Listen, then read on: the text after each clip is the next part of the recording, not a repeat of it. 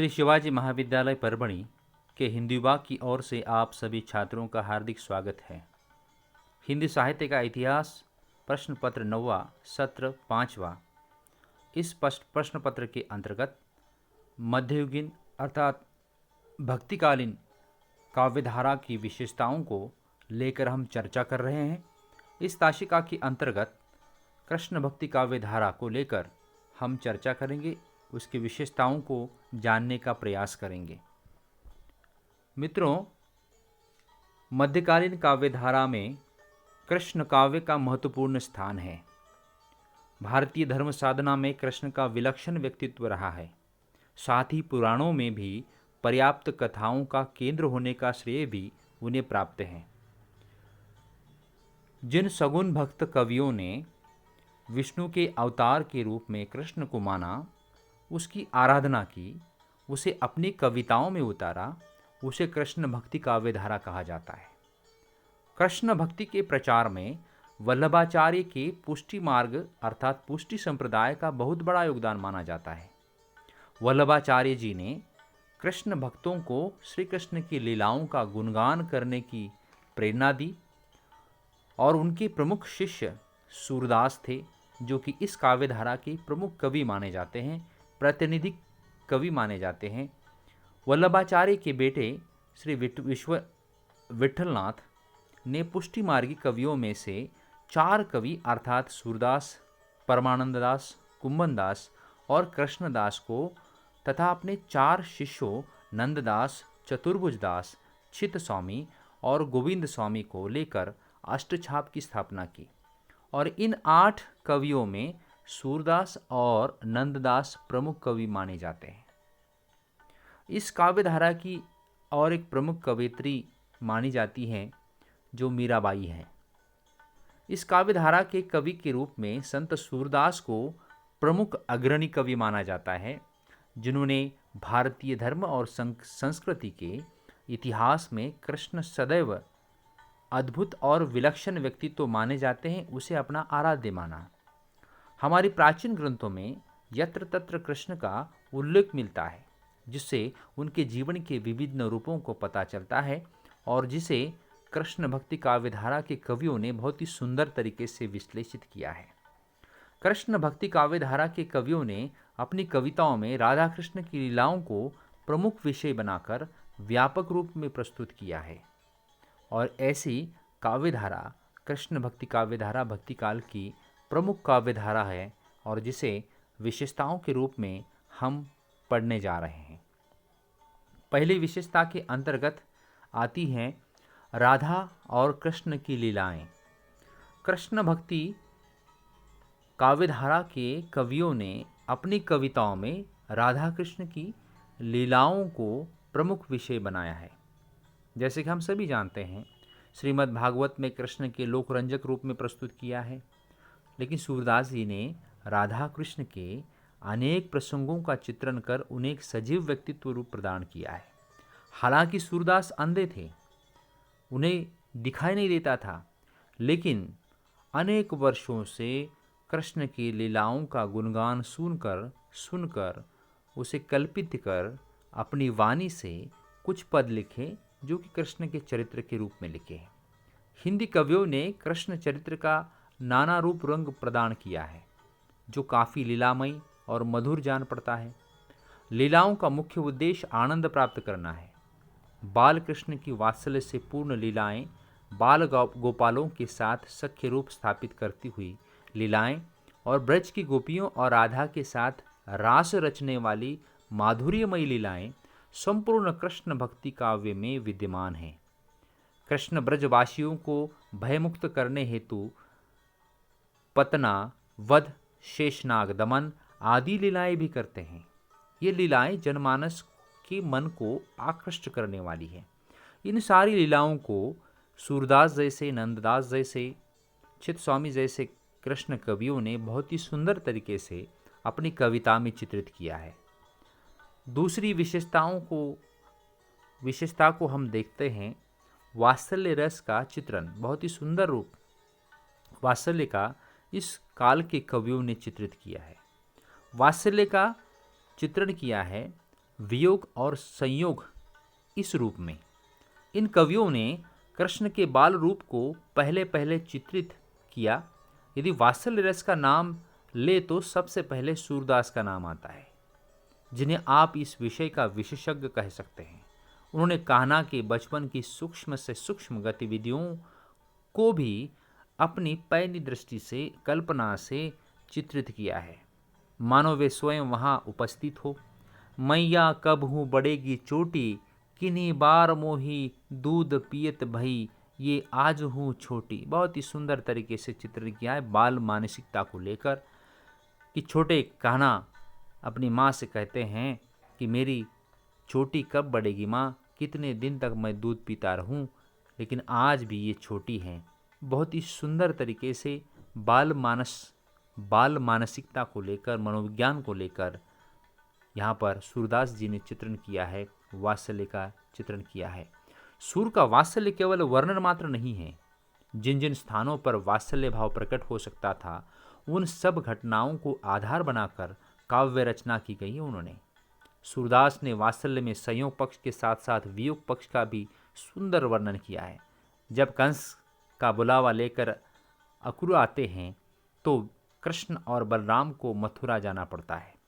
इस अवसर पर सूरदास ने वियोग का मर्मस्पर्शी चित्रण प्रस्तुत किया है और इसलिए सूरदास अन्य कवियों से बहुत अलग हैं। तीसरी विशेषता इस काव्यधारा की बताई जाती है श्रृंगार का वर्णन। कृष्ण भक्त कवियों ने कृष्ण और गोपियों के प्रेम वर्णन के रूप में पूरी स्वच्छंदता से श्रृंगार रस का वर्णन किया है। कृष्ण व गोपियों का प्रेम धीरे धीरे विकसित होता है। कृष्ण राधा गोपियों के बीच अक्सर छेड़छाड़ चलती रहती है, जिसको लेकर सूरदास जी कहते हैं, तुम पे कौन दुहावे गया, इत चितवन उन धार चलावत, यही सिखाए मैया, सूर कहाए हमको जाते छछ ही बेचनहारी। इस प्रकार कृष्ण भक्त कवियों ने प्रेम की सभी अवस्थाओं एवं भाव दशाओं का सफलतापूर्वक चित्रण किया है। श्रृंगार का इतना सुंदर वर्णन सूरदास की कविता में, कृष्ण भक्त कविता में आया है। ये सबसे महत्वपूर्ण विशेषता है मित्रों कि श्रृंगार का वर्णन सिर्फ स्त्री की सुंदरता को लेकर होता है, लेकिन यहाँ पर भक्ति के रूप में भी श्रृंगार का चित्रण होते हुए हमें दिखाई देता है, जो कि गोपियाँ कृष्ण के प्रति प्रेम व्यक्त करती हैं, राधा कृष्ण के प्रति प्रेम व्यक्त करती हैं। ये अद्वैत और अद्भुत ऐसा प्रेम का चित्रण यहाँ पर सूरदास ने कृष्ण के रूप में किया है, श्रृंगार के रूप में किया है। अगली जो विशेषता बताई जाती है जिसमें भक्ति भावना, ये विशेषता है। यदि भक्त भावना के विषय में बात करें तो कृष्ण भक्त कवियों में सूरदास, कुंभनदास व मीरा का नाम उल्लेखनीय है। सूरदास जी ने वल्लभाचार्य जी से दीक्षा ग्रहण कर लेने के पूर्व प्रथम रूप में भक्ति भावना की व्यंजना की है। सूर ने भक्ति काव्य में अलौकिक और लौकिकता का, रागात्मकता और बौद्धिकता, माधुर्य और वात्सल्य सब मिलकर एकाकार हो गए हैं। भगवान कृष्ण के अनन्य भक्त होने के नाते उनके मन से सच्चे भाव निकलते हैं। उन्होंने ही भ्रमर गीत की परंपरा को नए रूप में प्रस्तुत किया है। भक्त शिरोमणि सूर ने इसमें सगुणोपासना का चित्रण हृदय की अनुभूति के आधार पर किया है। मीराबाई कृष्ण को अपने प्रेमी ही नहीं अपितु पति के रूप में भी मानती हैं, स्मरण करती हैं। वे मानती हैं कि उसका जन्म जन्म से ही कृष्ण के साथ प्रेयसी तथा पत्नी का संबंध रहा है। वे प्रिय के प्रति आत्मनिवेदन और उपालंब के रूप में प्रणय वेदना की अभिव्यक्ति करती हैं। इस भक्ति काल में कृष्ण भक्ति काव्य धारा सभी काव्य धाराओं से अलग है। अपने आराध्य के प्रति इतना प्रगाढ़ प्रेम किसी भी काव्य धारा के कवियों में दिखाई नहीं देता। इतना प्रगाढ़ प्रेम अपने आराध्य के प्रति दिखाई देता है। दुनिया में अब मेरा आराध्य सबसे अलग थलग है और दुनिया के किसी के भी साथ मेरे आराध्य की तुलना नहीं हो सकती। ऐसा भाव इस काव्यधारा की कविता में भक्ति भावना में मिलता है। पांचवी विशेषता बहुत महत्वपूर्ण मानी गई है मित्रों। स्त्री मुक्ति की अभिव्यक्ति की है इन कवियों ने। ये इस काव्यधारा की प्रमुख विशेषता है कि इन्होंने स्त्री मुक्ति की अभिव्यक्ति प्रकट की है। मध्यकाल के जड़ सामंती परिवेश में जब स्त्रियां घर से निकल भी नहीं सकती थी, ऐसे में विवाहित गोपियां पर पुरुष कृष्ण संग प्रेम करती हैं। ये इस काल की अद्भुत देन है इस काव्यधारा की। वे कृष्ण के साथ रास रचाती हैं। ये ऐसी भक्ति परंपरा है जहाँ मीराबाई जैसी कवयित्री भी लोकलाज लज कर स्त्री मुक्ति का मुखर स्वर बनती हैं। वे स्पष्ट तौर पर घोषित करती हैं कि मेरी तो गिरधर गोपाल दूसरो न कोई, जाके सिर मोर मुकुट मेरी पति सोई। उनके प्रेम में मस्ती है, सामाजिक बंधनों की बेबसी नहीं है। वो कहती हैं, पग घुंघरू बांध मीरा नाची रे, पग घुंघरू बांध मीरा नाची रे, मैं तो अपने नारायण की आप ही हो गई दासी रे। लोग कहे मीरा भई बावरी, न्यात कहें कुल नासी रे। लोग कहते हैं कि मीरा बावरी हो गई है और इस कृष्ण के प्रेम में इसने अपने कुल को नष्ट कर दिया गया है। माने इस प्रकार स्त्री मुक्ति की अभिव्यक्ति इस काव्यधारा की प्रमुख विशेषता मानी जाती है। विषय वस्तु की मौलिकता, ये सबसे बड़ी विशेषता इस काव्यधारा की मानी गई है। हिंदी साहित्य में कृष्ण काव्य के निर्माण के पूर्व संस्कृत, प्राकृत तथा अपभ्रंश में कृष्ण भक्ति की रचनाएं मिलती हैं, लेकिन इन सारे ग्रंथों का आधार ग्रंथ श्रीमद् भागवत ग्रंथ है। परंतु कृष्ण भक्ति काव्यधारा के कवियों की कविता पूर्णतः मौलिक है। श्रीमद् भागवत में कृष्ण का वर्णन लोकरक्षक के रूप में हुआ है, तो इस काव्यधारा में कृष्ण लोकरंजक के साथ साथ अनेक रूपों में भी चित्रित हुए हैं। माने इस तरह से हम ये देखते हैं कि विषय की मौलिकता इस काल की कविता की महत्वपूर्ण विशेषता मानी गई है।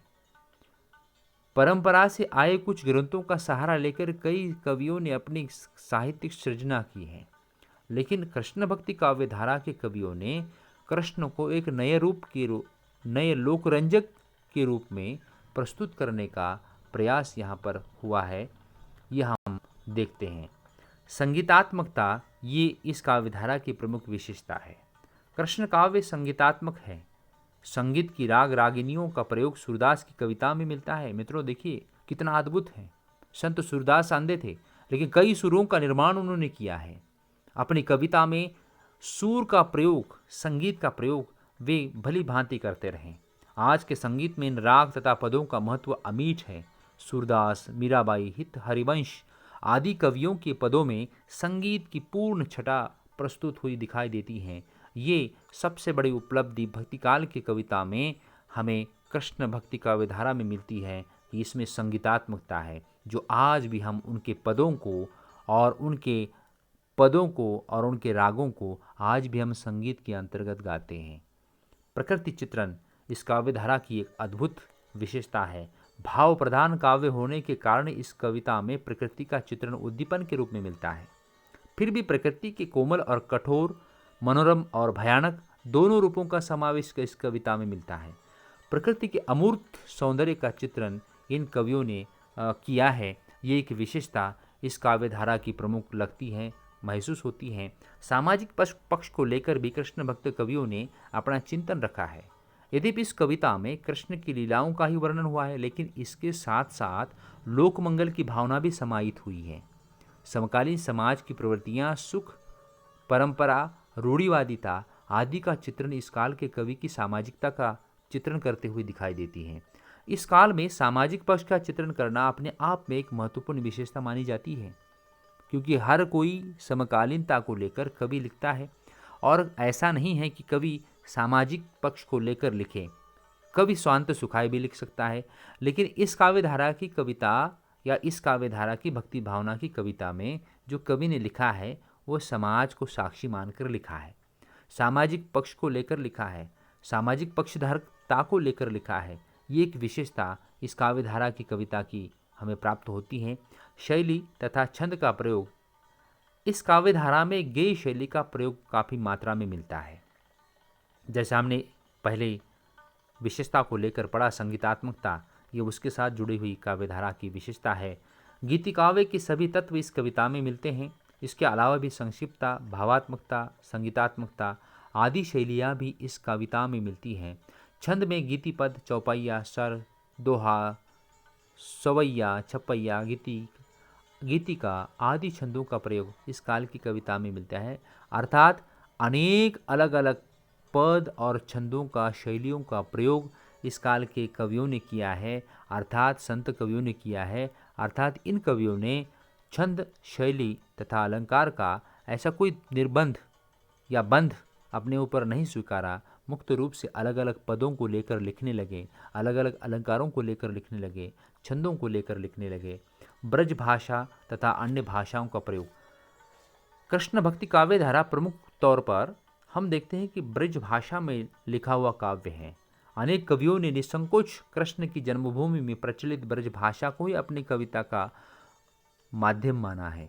सूरदास तथा नंददास जैसे कवियों ने भाषा के रूप को इतना निखार दिया कि कुछ समय बाद ये समस्त उत्तरी भारत की साहित्यिक भाषा बन गई।